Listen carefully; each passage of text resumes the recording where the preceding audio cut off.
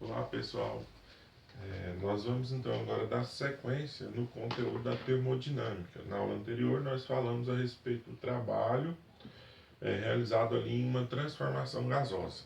Aqui é sequência, o trabalho que eu vou estar falando aqui com vocês é aquele mesmo trabalho na transformação gasosa. Então agora nós vamos falar a respeito da primeira lei da termodinâmica. Nada mais é que o princípio Lavoisier, que na natureza nada se cria, tudo se transforma. Da mesma forma, a energia. A energia também é um sistema conservativo. Você não destrói a energia, você vai converter ela em outras formas de energia. Então, na primeira lei da termodinâmica, ele fala o seguinte, que a variação da energia interna de um sistema é igual à diferença entre o calor e o trabalho por esse sistema trocado ou realizado com o meio externo. O que seria isso? Vamos imaginar que nós temos aqui um sistema hermeticamente isolado, com um gás ali.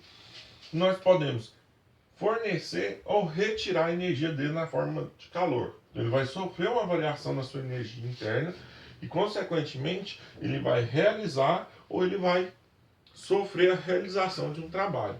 Então, se nós formos analisar essa somatória, a quantidade de calor vai ser igual à variação da energia interna do gás mais o trabalho por ele desempenhado, certo? Então, colocando na forma ou no formato que a primeira lei fala, é só pegar esse trabalho e jogar para o outro lado da igualdade. Se ele está positivo, ele vai vir negativo. Então, ó, a variação da energia interna do sistema é igual à diferença entre a energia que ele recebe na forma de calor ou perde, menos o trabalho que ele realiza ou que ele recebe no meio externo. Todas são energias. Variação da energia interna, quantidade de calor que ele ganha ou perde, trabalho que ele realiza ou sofre. Todas elas têm que estar na mesma unidade de medida. Unidade padrão do SI, Joule. Pessoal, trabalhando então com a expressão da primeira lei da termodinâmica, vou colocar uma legenda nela aqui, na sequência a gente vai trabalhar um pouquinho mais dela em cima das transformações gasosas. Então aqui, o que nós temos que a variação da energia interna é igual à diferença entre a quantidade de calor e o trabalho trocado pelo gás com o meio. O que representa a quantidade de calor, lembrem-se que ele pode receber calor ou ceder calor. Lá no capítulo 8, eu falei para vocês a respeito disso. Quando ele recebe calor, recebe positivamente. Quando ele cede calor, ele cede negativamente. Então aqui pode ser positivo ou pode ser negativo. O ΔU é a variação da energia interna do gás. Ele pode aumentar a temperatura ou diminuir a temperatura. Se for uma variação positiva dessa energia interna, quer dizer que ele aumentou a temperatura. Se ela for uma variação negativa, indica que ele reduziu sua temperatura. E o trabalho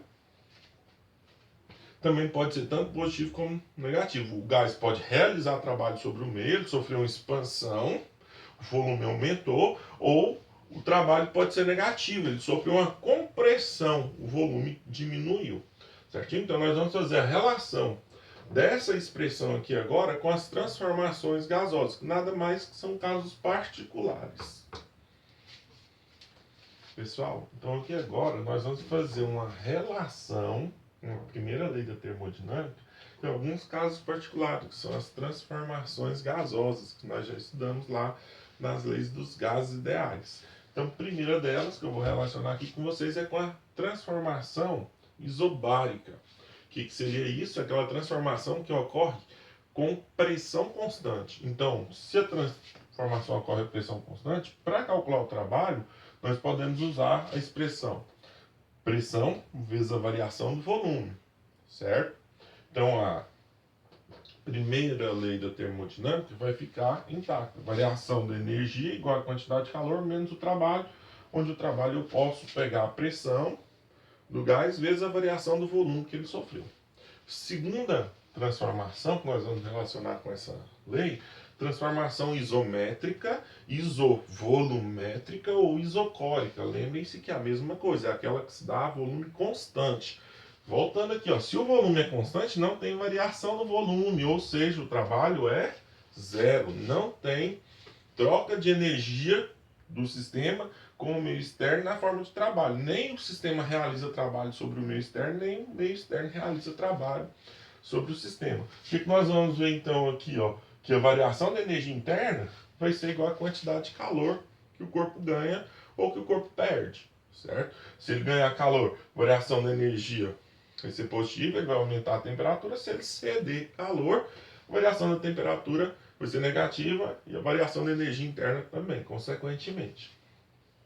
Transformação isotérmica, aquela que se dá com temperatura constante. Se a temperatura do gás ou do sistema se mantém constante, não tem variação da energia interna das partículas desse gás. Então a temperatura nem aumenta nem diminui. Lembra da equação para calcular a variação da energia interna? 3,5 GnR delta T. Se a variação da energia interna ou a temperatura não variar, consequentemente também não varia a energia interna dele. Então, o delta U vai ser zero, o trabalho vai ser igual à quantidade de calor que o corpo ganhou ou perdeu. Por fim, transformação adiabática. Nessa aqui eu ainda não havia falado dessa transformação com vocês, mas nós, lá no capítulo 8, nós falamos lá do calorímetro que tinha paredes adiabáticas. O que quer dizer isso? Essa parede adiabática é que ele não troca energia com o meio externo na forma de calor. Então, uma transformação adiabática é aquela na qual não ocorre troca de calor entre o sistema e o meio externo. Ele não vai receber e nem ceder calor. Ele vai trocar energia de outra forma, por exemplo, realizando ou sofrendo trabalho. Pode ocorrer que o gás aumente ou diminua a temperatura? Pode sim, nós vamos ver isso no ciclo de Carnot. Então, nessa transformação adiabática, a quantidade de calor que ele ganhou perde a zero.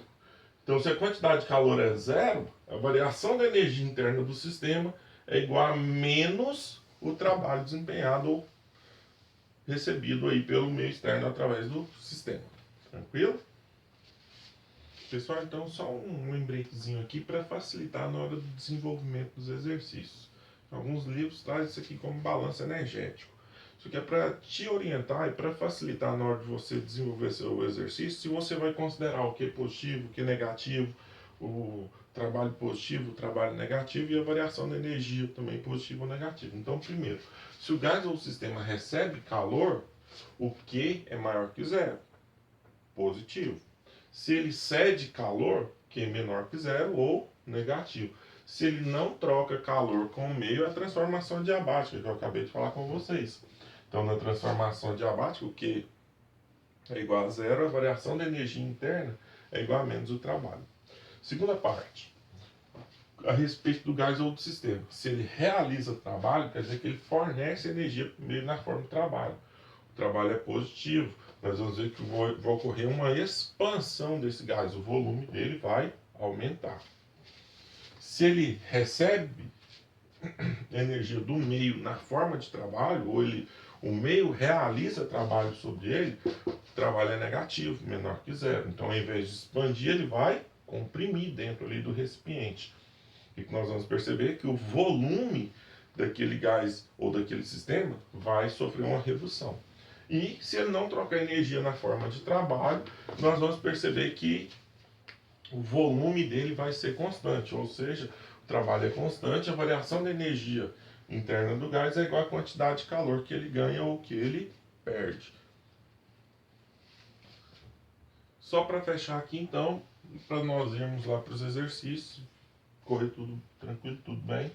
Nós vamos agora, a respeito do gás ou do sistema, ver o que acontece com a variação da energia interna dele. Se essa variação da energia interna aumenta, ΔU positivo, o que indica que a temperatura dele aumenta também. Se ocorre uma diminuição da energia interna, variação da energia interna é negativa, porque isso indica que a temperatura do gás ou do sistema vai diminuir.